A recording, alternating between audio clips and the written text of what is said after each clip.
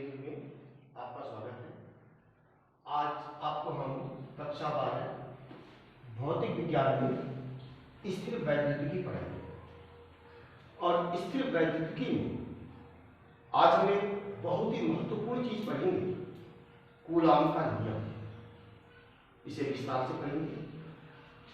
Coulomb का नियम इतना महत्वपूर्ण है कि इसकी आवश्यकता आपको हाई स्कूल, कक्षा 12, पॉलिटेक्निक, बीएससी, जितना भी, जब तक आप विद्युत के विषय में पढ़ेंगे तब तक कूलॉम के नियम से आपका वास्ता पड़ता ही रहेगा।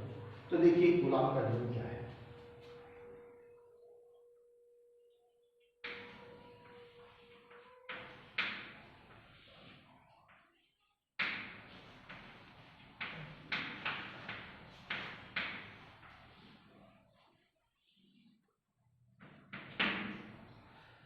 देखिए ये तो आप पढ़ चुके हैं कि समान प्रकार के बिंदु आवेशों के बीच प्रतिकर्षण बल कार्य करता है ना।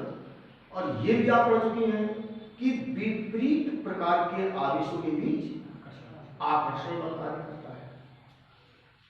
किंतु आप ये नहीं जानते कि यदि समान प्रकार के बिंदु आवेश एक दूसरे के आमने सामने कुछ दूरी पर रख दिए जाए तो उनके बीच कार्य करने वाला प्रतिकर्षण बल कितना होगा, प्रतिकर्षण बल का परिमाण कितना होगा, या नहीं जानते। और आप ये भी नहीं जानते कि यदि विपरीत प्रकार के बिंदु आवेश एक दूसरे के आमने सामने कुछ दूरी पर रख दिए जाए तो उनके बीच कार्य करने वाला आकर्षण बल कितना होगा, अर्थात आकर्षण बल का परिमाण कितना होगा, ये भी आप नहीं जानते।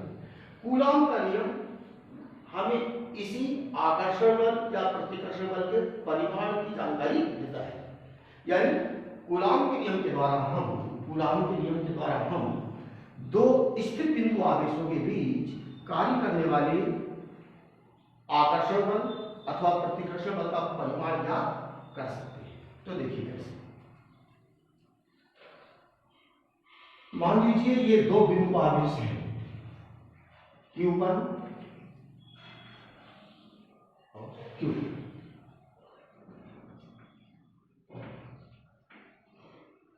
जो कि एक दूसरे से r मात्रक की दूरी पर रखे हुए हैं।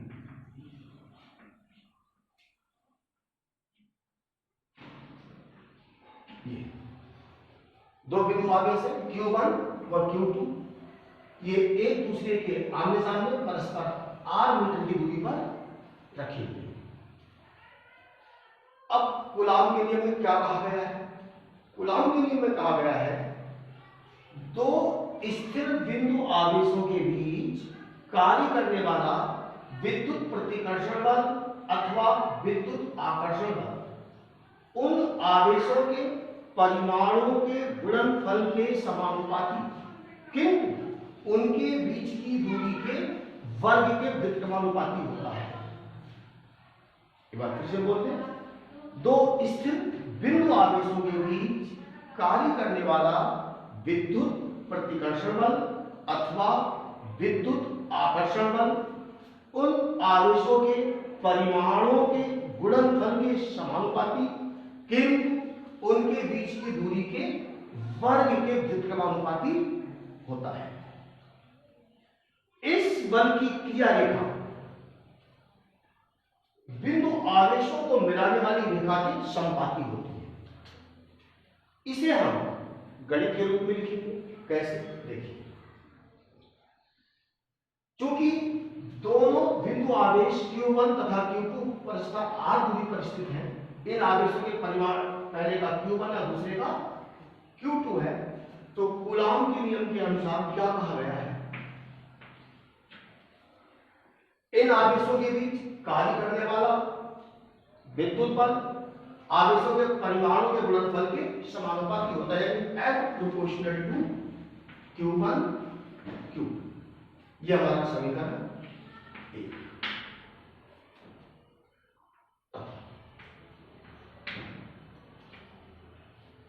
कूलॉम के नियम में दूसरी बात क्या कही गई है? दो शर्तें हैं। पहली शर्त तो यह है कि दो स्थिर बिंदु आवेशों के बीच कार्य करने वाला विद्युत प्रतिकर्षण बल या आकर्षण बल उनके परिमाणों के गुणनफल के समानुपाती होता है। किंतु दूसरी शर्त क्या है, यह बल इनके बीच की दूरी के वर्ग के व्युत्क्रमानुपाती होता है। तो ये हो गया F प्रोपोर्शनल टू 1/r²। समीकरण अब समीकरण 1 व 2 से क्या हो जाएगा, F प्रोपोर्शनल, इन दोनों को इनका हम समायोजन कर दें तो होगा Q1 Q2/r²। अब ये आप पहले से जानते हैं कि जब प्रोपोर्शनल टू के चिन्ह को इक्वल टू में चेंज करते हैं तो यहां एक नियतांक आ जाता है। ये हो जाएगा F equal to K Q1 Q2/r²।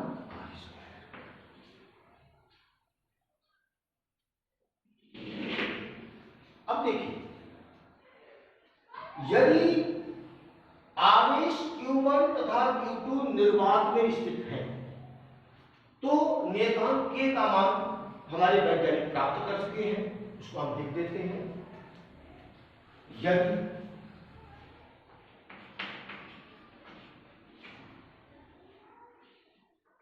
Q1 व Q2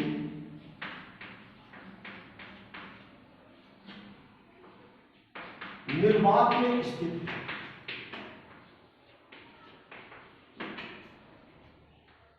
तो प्रयोगों द्वारा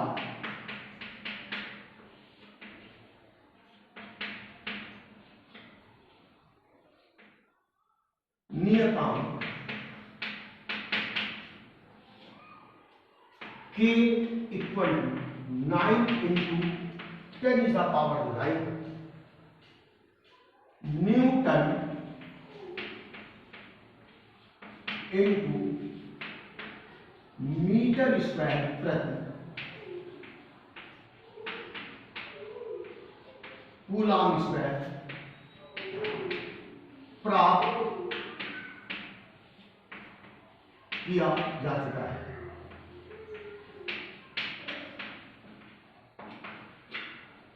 अतः क्या होगा, F equal to 9 into 10⁹ Q1 Q2/r²।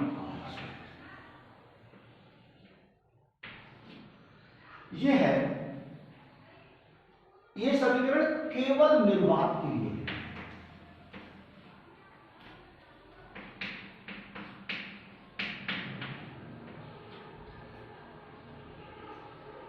निर्वात में स्थित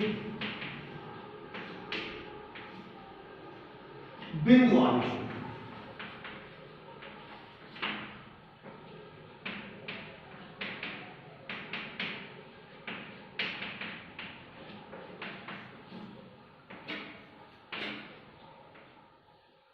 ठीक है। अब प्रश्न ये उठता है कि अगर ये बिंदु आवेश निर्वात में नहीं स्थित है, मान लीजिए ये बिंदु आवेश Q1 Q2 किसी गैसीय माध्यम में, किसी द्रव्यात्मक माध्यम में स्थित है, जैसे गैसों के बीच स्थित है या द्रव में स्थित है ना। तो यदि आवेश Q1 Q2 किसी द्रव्यात्मक माध्यम में स्थित है तो इनके बीच कार्य करने वाला विद्युत बल कितना होगा, वो लिखते हैं। यदि Q1 व Q2 किसी द्रव्यात्मक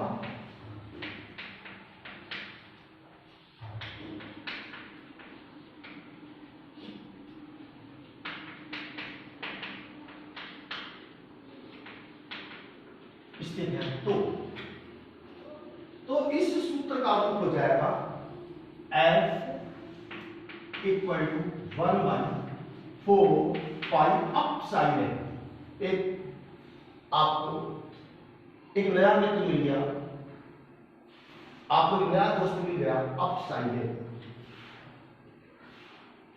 इसके विषय में पहले आपको कोई जानकारी नहीं थी, आज आप पहली बार सुन रहे हैं। कक्षा 11 में आपने अपसाइलेंट नहीं सुना था। ये एक ग्रीक भाषा का शब्द, जैसे अल्फा बीटा गामा होते हैं ना, उसी तरह से ये अपसाइलेंट है।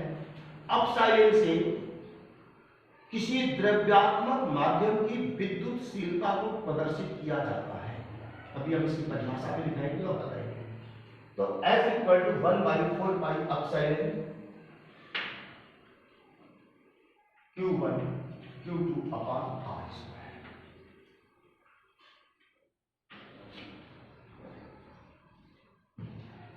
यहां अपसाइलेंट द्रव्यात्मक माध्यम की विद्युतशीलता है।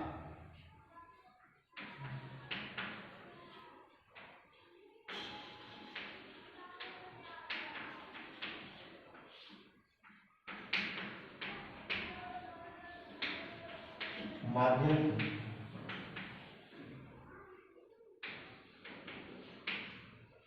विद्युतशीलता है। यह विद्युतशीलता क्या होती है? किसी पदार्थ द्वारा विद्युत आवेश ग्रहण करने की सुग्राह्यता की माप को हम उस पदार्थ की विद्युतशीलता कहते हैं।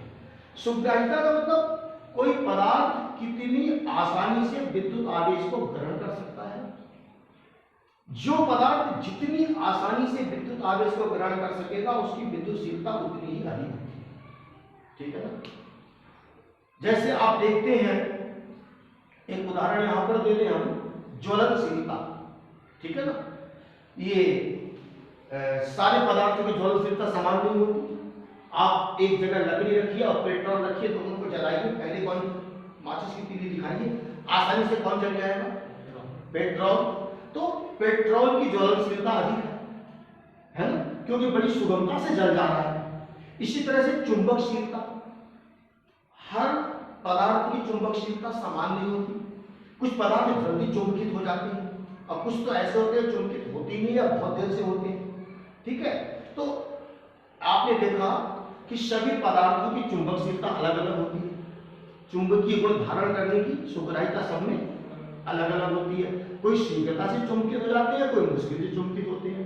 ठीक उसी तरह से विद्युतशीलता भी होती है ना। कुछ पदार्थ अति शीघ्र आवेशित हो जाते हैं, आवेश ग्रहण कर लेते हैं, थोड़ा सा प्रयास कीजिएगा आवेशित हो जाएंगे। कुछ पदार्थ होंगे उन्हें आवेशित करने के लिए बहुत ज्यादा प्रयास करना पड़ेगा आपको। ठीक है?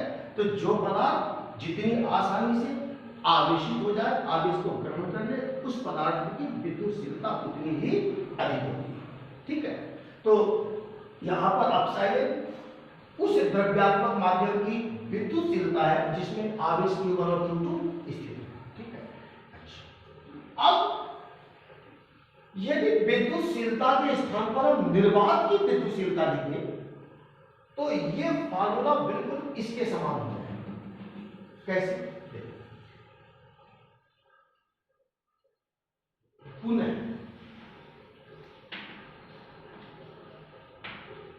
यदि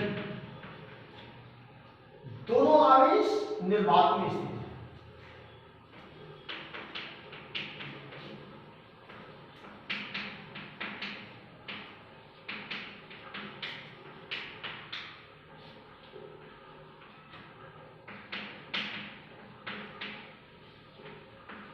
तो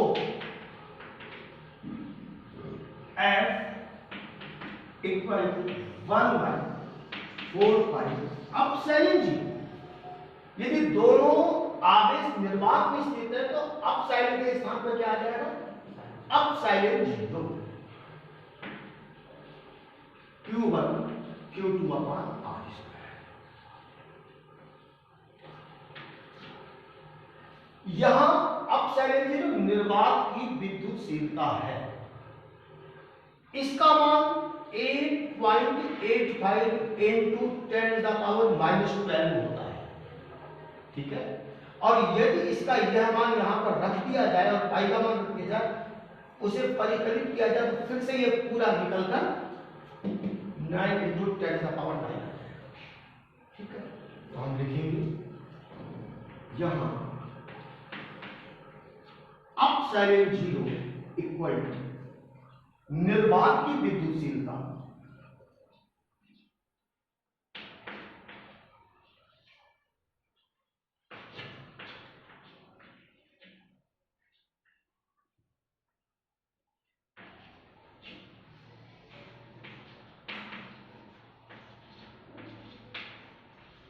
और ये कितना है यहां लिख देता हूं अपसाइलेंट 0 इक्वल टू 85 इंटू 10 का पावर -12।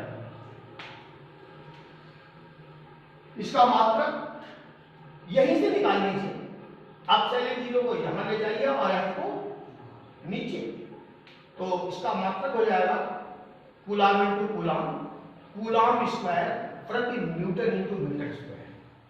इसको ध्यान से लिखिए।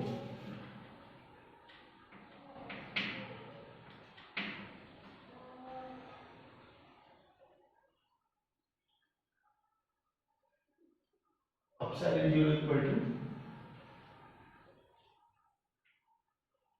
8.85 इंटू 10 का पावर -12 कूलाम स्क्वायर प्रति न्यूटन इंटू मीटर स्क्वायर।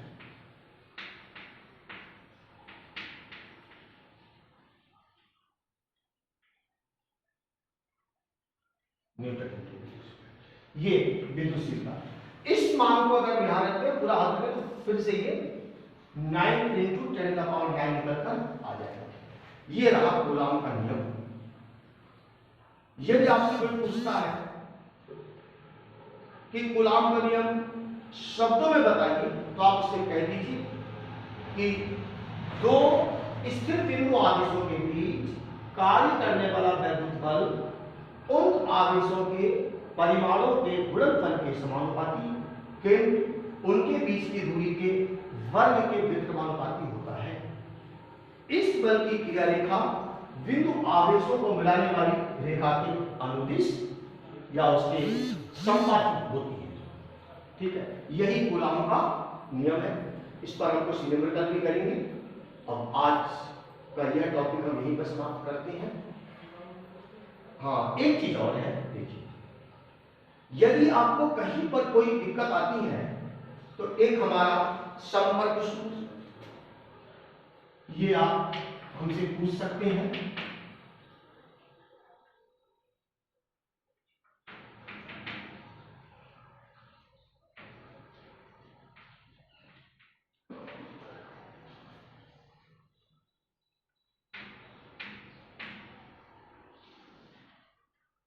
ये यदि पिछला जो हमने पढ़ाया है वहां या इसमें कहीं पर भी कोई दिक्कत आती है तो हमारे संपर्क सूत्र द्वारा आप घर से हमसे संपर्क करके पूछ सकते हैं। कोई दिक्कत है तो हमारा मोबाइल नंबर 97195304